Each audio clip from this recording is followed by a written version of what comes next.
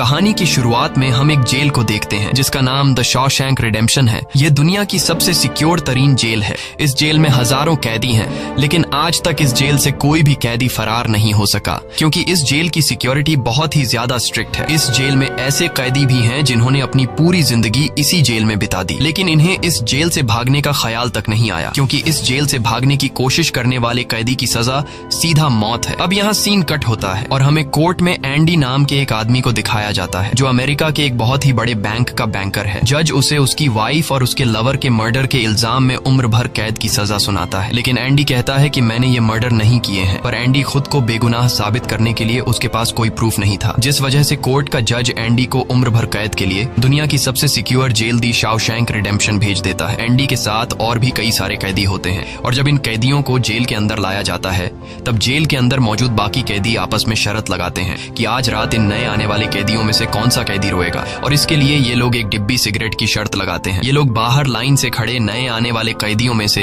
एक एक कैदी को चुन लेते हैं। तब रेड नाम का एक कैदी एंडी पर दांव लगाता है क्योंकि उसे लगता है कि एंडी बहुत ही मासूम है और वो बहुत ही अमीर घर का है जिसने कभी तकलीफ नहीं झेली, इसलिए उसे लगता है कि वो आज रात सबसे पहले रोएगा। इसके बाद सभी कैदियों को लाइन से जेल के अंदर लाया जाता है और हर एक कैदी को उसके सेल में बंद कर दिया जाता है। कुछ देर बाद रात हो जाती है और तब पुराने कैदी नए आने वाले कैदियों पर चिल्लाने लगते हैं ताकि उनमें से कोई डर जाए और रोने लगे, और ऐसा ही होता है। इन नए आने वाले कैदियों में से एक कैदी फूट फूट कर रोने लगता है और कहता है कि मुझे घर जाना है। तब वहाँ गार्ड आते हैं और उसे रोने से मना करते हैं, लेकिन जब वो आदमी रोना बंद नहीं करता तब गार्ड उसे सेल से बाहर निकालकर इतना पीटते हैं कि वह बेहोश हो जाता है। दूसरी तरफ रेड एंडी पर लगाया हुआ दांव हार जाता है और रेड समझ जाता है कि एंडी बहुत ही स्ट्रांग है क्योंकि इतना डराने के बावजूद उसने एक आवाज तक नहीं की। इसलिए अगले दिन रेड अपने साथी को सिगरेट का एक डिब्बा दे देता है क्योंकि रेड एंडी पर लगाया हुआ दांव हार चुका था। तभी हम एंडी को देखते हैं जो अकेला चुपचाप ब्रेकफास्ट कर रहा होता है। तब एंडी की मुलाकात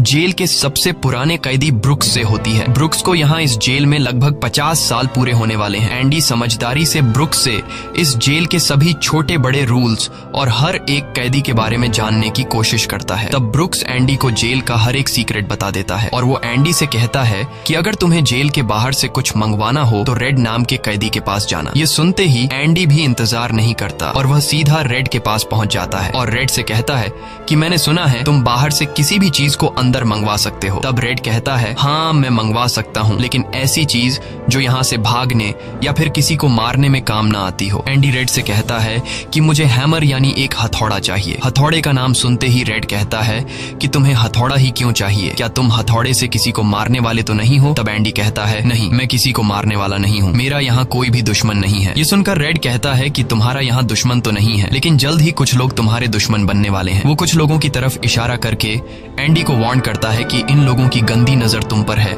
इसलिए इनसे बच कर रहना। अगले दिन एंडी के कहने पर रेड उसके लिए हैमर मंगवा देता है और जब वो हथौड़ा देखता है तो रेड हंसने लगता है क्योंकि हथौड़ा साइज में बहुत ही छोटा होता है और रेड मन ही मन सोचता है कि इस हथौड़े से जेल में सुरंग बनाने में 600 साल लग जाएंगे। इसके बाद रेड ब्रुक्स के जरिए एंडी के सेल तक हथौड़ा पहुंचा देता है। ऐसे ही दिन बीतते हैं और एक दिन जब एंडी लॉन्ड्री में काम कर रहा होता है तब वो 3 लोग जिनकी एंडी पर गंदी नजर होती है वो एंडी को पकड़ लेते हैं। एंडी उनसे अपने आप को छुड़ाने की कोशिश करता है पर 3 लोगों को वह अकेले कंट्रोल नहीं कर पा रहा था, इसलिए ये तीनों पहले एंडी को खूब पीटते हैं और फिर एंडी के साथ गलत करते हैं। यह सिलसिला इसी तरह चलता रहता है। ये लोग हमेशा एंडी को पकड़ते और फिर उसे मारकर उसके साथ गलत करते रहते। इस तरह से 2 साल बीत जाते हैं और एक अनाउंस होता है कि छत की मरम्मत के लिए कुछ लोगों की जरूरत है। यहाँ कैदियों की एक टीम छत के काम के लिए तैयार हो जाती है जिसमें रेड और एंडी भी शामिल होते हैं। ये लोग सब अपने काम पर लग जाते हैं और छत पर उनकी देखभाल की जिम्मेदारी एक बहुत ही सख्त सिक्योरिटी गार्ड की होती है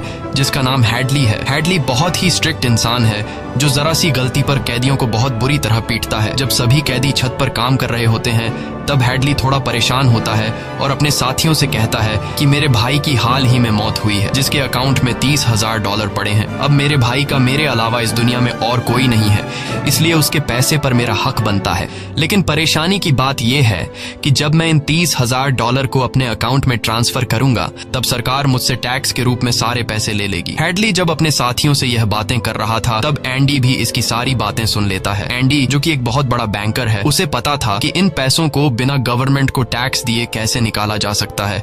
इसके बाद एंडी बिना सोचे हैडली के पास जाता है और उससे कहता है कि क्या तुम अपनी बीवी पर भरोसा करते हो? ये बात सुनते ही हैडली को गुस्सा गुस्सा आ जाता है और वह एंडी को पकड़कर छत के किनारे ले जाता है, लेकिन उसे नीचे फेंकने से पहले एंडी उसे बताता है, अगर तुम अपनी बीवी पर भरोसा करते हो कि वह तुम्हें धोखा नहीं देगी तो तुम आसानी से अपने भाई के पैसे अपनी वाइफ के अकाउंट में ट्रांसफर कर सकते हो, वह भी बिना टैक्स दिए, क्योंकि गवर्नमेंट का एक रूल है कि कोई भी इंसान अपनी पत्नी को पूरे जीवन में $60,000 तक गिफ्ट कर सकता है और इन पैसों पर कोई टैक्स नहीं लगता। और एंडी ये भी कहता है कि अगर तुम बाहर से किसी लॉयर को रखोगे तो वह तुमसे बहुत ज्यादा पैसे चार्ज करेगा, लेकिन मैं ये काम तुम्हारे लिए फ्री में कर सकता हूँ। तब हेडली पूछता है, बदले में तुम्हें क्या चाहिए? इस पर एंडी मुस्कुराते हुए कहता है, मुझे कुछ नहीं चाहिए, जब तुम्हारा काम हो जाए तुम बस मेरे सारे दोस्तों को बियर पिला देना। और अगले दिन सभी कैदी छत पर बैठकर बियर का मजा ले रहे होते हैं, यानी एंडी ने हेडली का काम कर दिया था, लेकिन एंडी बियर नहीं पीता। वह एक कोने में बैठकर सभी को बियर पीते देखकर खुश होता है। एंडी के साथी भी उससे बहुत खुश होते हैं, क्योंकि जेल में बियर पीना ऑलमोस्ट इम्पॉसिबल था, लेकिन एंडी की वजह से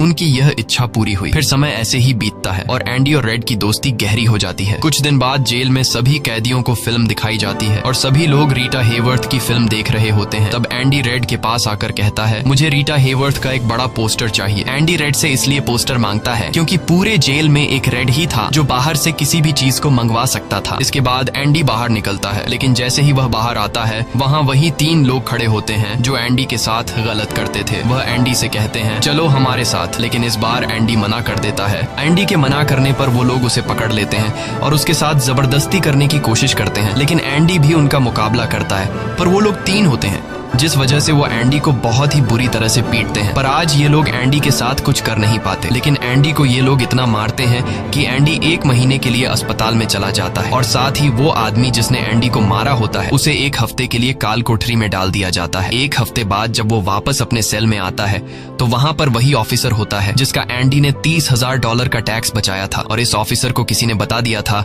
कि एंडी को इस आदमी ने इतना मारा है कि वो बेचारा 1 महीने के लिए अस्पताल में चला गया है। अब यहाँ वो ऑफिसर उस आदमी को इतनी बुरी तरह से मारता है कि वो हमेशा के लिए पैरालाइज हो जाता है। 1 महीने बाद जब अस्पताल से एंडी वापस अपने सेल में आता है तब उसे अपने सेल में रीटा हेवर्थ का एक बड़ा पोस्टर मिलता है, जो कि असल में एक वेलकम गिफ्ट होता है रेड की तरफ से। इस तरह से दिन गुजरते हैं और एक दिन जेल का वार्डन सिक्योरिटी गार्ड के साथ एंडी के सेल में आता है और उसके सेल की तलाशी करवाता है। सेल की चेकिंग लेने के बाद जब वार्डन को कुछ नहीं मिलता तब वार्डन की नजर सामने लगे पोस्टर पर पड़ती है। वार्डन कहता है कि वैसे तो मैं सेल में पोस्टर अलाउ नहीं करता, पर तुम इसे अपने सेल में लगा सकते हो। दरअसल तलाशी तो एक बहाना होता है। वार्डन को इस ऑफिसर ने बताया था कि किस तरह से एंडी ने उसका $30,000 का टैक्स बचाया, इसीलिए वार्डन अपने फायदे के लिए एंडी से मिलना चाहता था। एंडी के हाथ में बाइबल होती है जिसे वह ले लेता है और बाइबल को लेकर वह यहाँ से निकल जाता है, पर कुछ ही दूर जाने के बाद वह वापस लौट कर आता है और उसके हाथ में जो एंडी की बाइबल होती है वह उसे लौटाते हुए कहता है कि मुक्ति इसी में है। अगले दिन वार्डन एंडी को अपने ऑफिस में बुलाता है और कहता है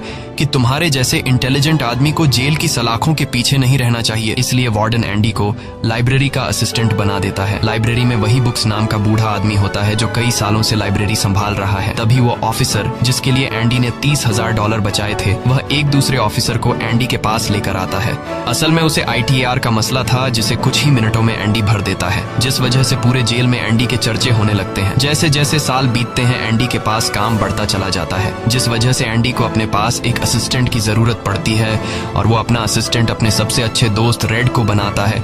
एक दिन लाइब्रेरी में ब्रुक्स एक कैदी के गले पर चाकू रख देता है और वो उसे बिना वजह मारने की धमकी देता है। असल में सरकार ने उसकी सजा माफ कर दी है, पर वो इस जेल को छोड़कर नहीं जाना चाहता। आज उसे इस जेल में पूरे 50 साल हो चुके हैं।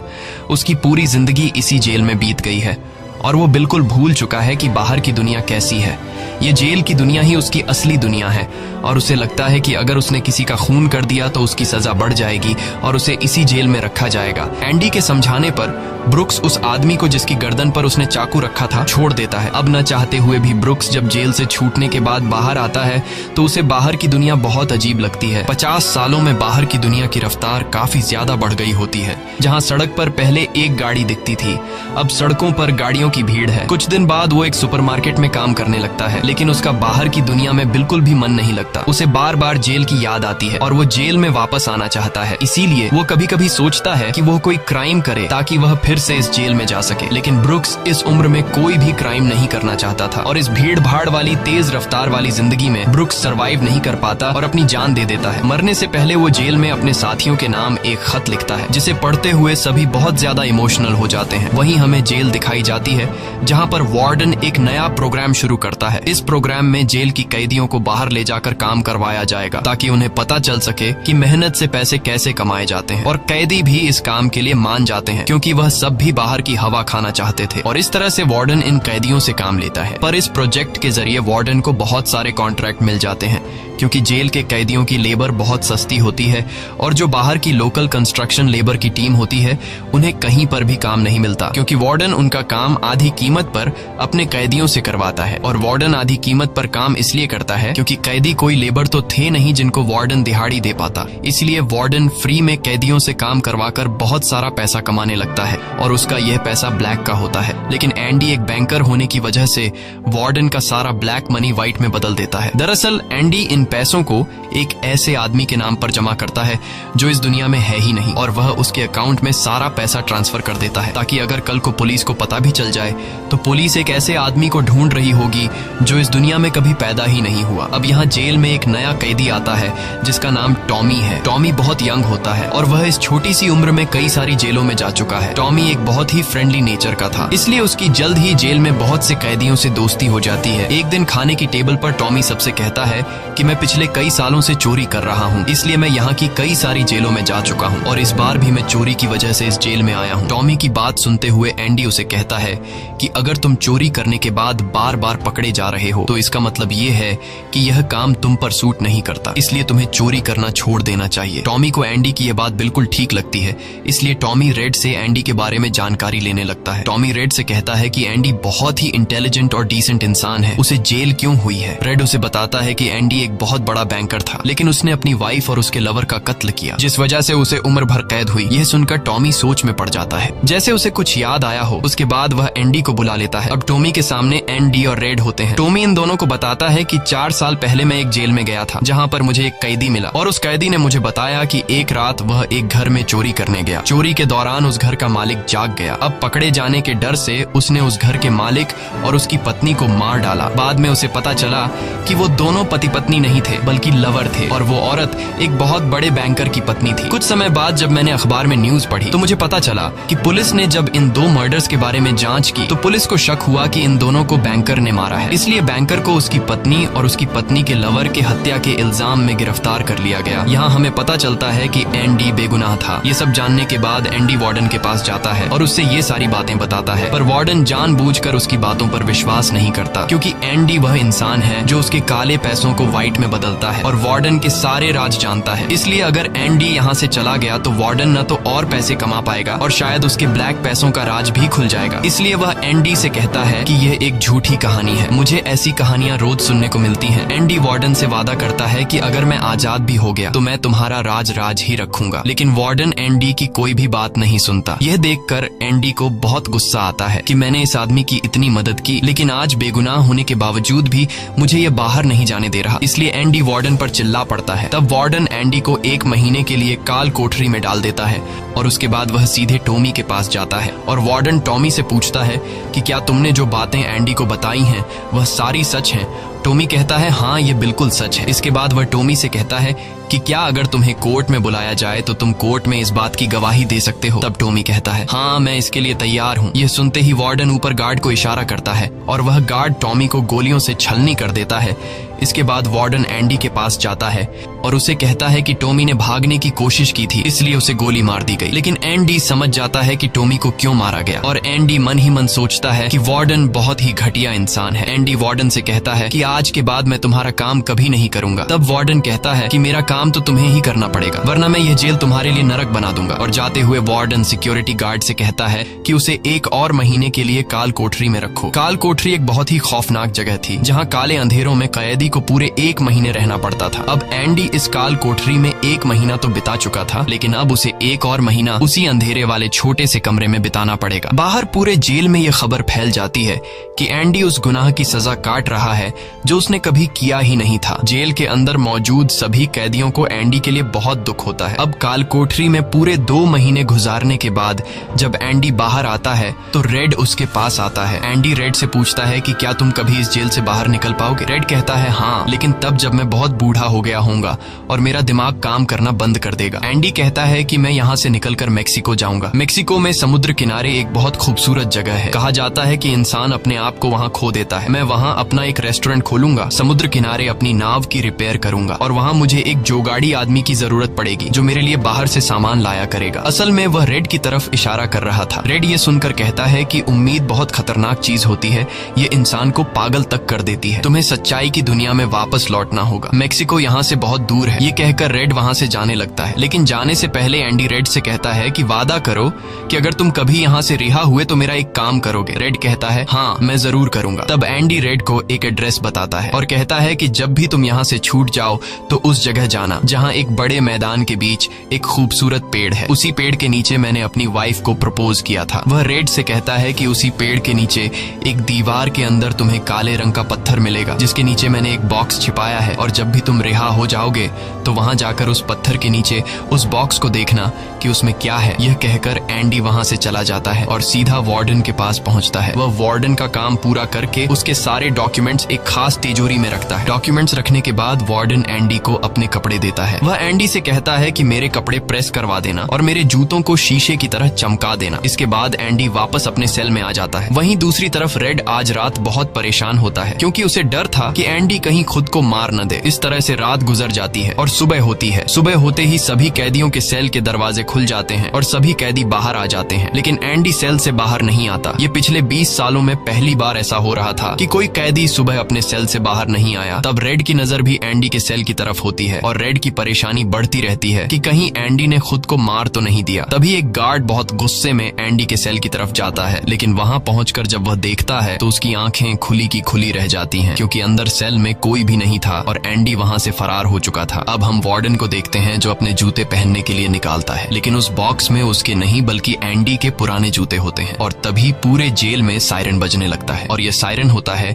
किसी कैदी के भागने का। वार्डन तेजी से एंडी के सेल में जाता है और वहां वह देखता है कि एंडी नहीं है। इसके बाद वह सिक्योरिटी गार्ड से कहता है कि जाओ और रेड को बुलाकर लाओ क्योंकि वह हमेशा एंडी के साथ रहता था। यहाँ पर रेड को भी बुलाया जाता है। वार्डन रेड से पूछता है कि यह एंडी कहाँ है। रेड कहता है कि मुझे क्या पता। इस बात पर वार्डन को बहुत गुस्सा आता है। वह कहता है क्या वह कोई भूत था जो रातों रात यहाँ से गायब हो गया। गुस्से में वार्डन वहाँ पड़े पत्थर उठाता है और उनसे गार्ड्स और रेड को मारने लगता है और एक पत्थर वह उस पोस्टर पर भी मारता है जो दीवार पर लगा होता है, पर पत्थर टकराकर नीचे नहीं गिरता बल्कि पोस्टर के आर पार हो जाता है। और जब वार्डन उसके अंदर हाथ डालता है तो देखता है कि एंडी ने वहाँ एक बहुत बड़ी सुरंग बना रखी थी जिसे देखकर सब हैरान हो जाते हैं क्योंकि यह दीवार बहुत मजबूत होती है। बिना मशीन के इस दीवार में सुरंग बनाना लगभग नामुमकिन था, पर एंडी ने नामुमकिन को मुमकिन कर दिखाया और यहाँ से फरार हो गया। इसके बाद सभी गार्ड्स वहाँ जाते हैं जहाँ से एंडी बाहर निकला था। वहाँ उन्हें एंडी के पुराने कपड़े और वह हथौड़ी मिलती है जो आज से 20 साल पहले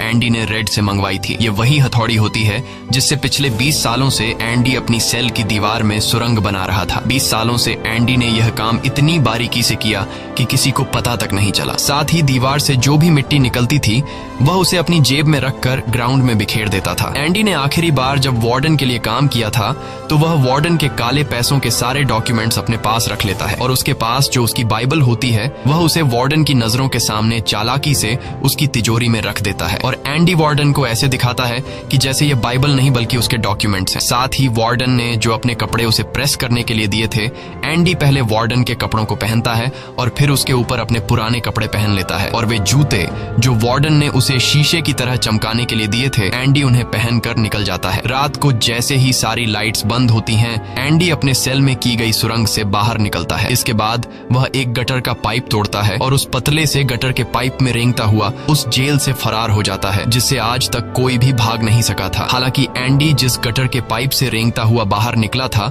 वह लगभग 2 किलोमीटर लंबा था। अगली सुबह एंडी उस बैंक में जाता है जहां पर वार्डन का सारा ब्लैक पैसा होता है। ये पैसे एक ऐसे आदमी के नाम पर होते हैं जो इस दुनिया में है ही नहीं। ये सारा डॉक्यूमेंट्स का खेल एंडी ने ही तो बनाया था और बैंक में उस अकाउंट के ओनर का जो सिग्नेचर था वह जेल से एंडी किया करता था। इसलिए एंडी को वार्डन का सारा पैसा निकालने में कोई मुश्किल नहीं होती। एंडी के पास उस आदमी के नाम के सारे डॉक्यूमेंट्स होते हैं, इसलिए एंडी बैंक्स में जाकर सारे पैसे निकाल लेता है और ये पैसे होते हैं $3,70,000। यानी कि एंडी न केवल आजाद हुआ बल्कि वह पैसों से माला माल भी हुआ। और यहाँ हमें पता चलता है कि एंडी जिस दिन से उस जेल में एंटर हुआ था उसी दिन से वह इस काम की प्लानिंग कर रहा था। वार्डन ने एंडी के साथ जेल में बहुत बुरा सलूक किया था और उसने टॉमी को भी मार दिया था, इसलिए वह वार्डन के काले पैसों के सबूत मीडिया को देता है। अगली सुबह यह खबर न्यूज़पेपर में छप जाती है और जब वार्डन तिजोरी खोलकर देखता है तो उसमें उसके डॉक्यूमेंट्स नहीं बल्कि बाइबल होती है। बाइबल के पहले पेज पर एंडी ने लिखा होता है कि तुमने सही कहा था, मुक्ति इसी में है। और जब वार्डन पेज पलटता है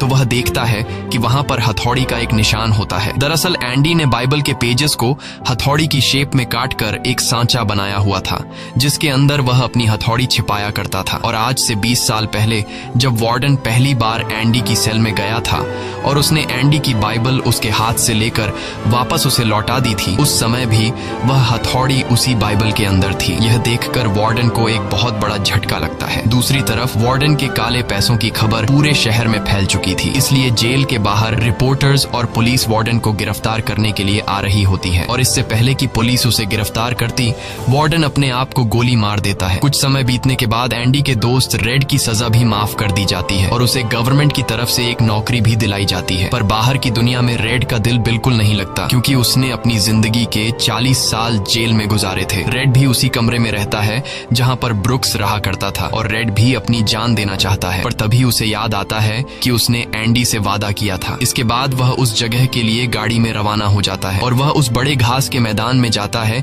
जहां पर एक बहुत बड़ा पेड़ होता है, साथ ही पत्थरों की दीवार भी होती है। उस दीवार पर एक काले रंग का पत्थर होता है और जब वह उस पत्थर को उठाता है तो उसके नीचे एक बॉक्स होता है। उस बॉक्स के अंदर कुछ पैसे और एक लेटर होता है। ये लेटर एंडी का होता है। उस लेटर में लिखा होता है कि एंडी रेड का उसी जगह पर इंतजार कर रहा है जिस जगह के बारे में एंडी ने रेड को जेल में बताया था। उसके आगे एंडी ने लिखा होता है कि उम्मीद अच्छी चीज होती है। इसके बाद रेड उस जगह पहुंच जाता है और जब वह समुद्र किनारे जाता है तो वो देखता है कि एंडी नाव में बैठकर अपनी नाव ठीक कर रहा है।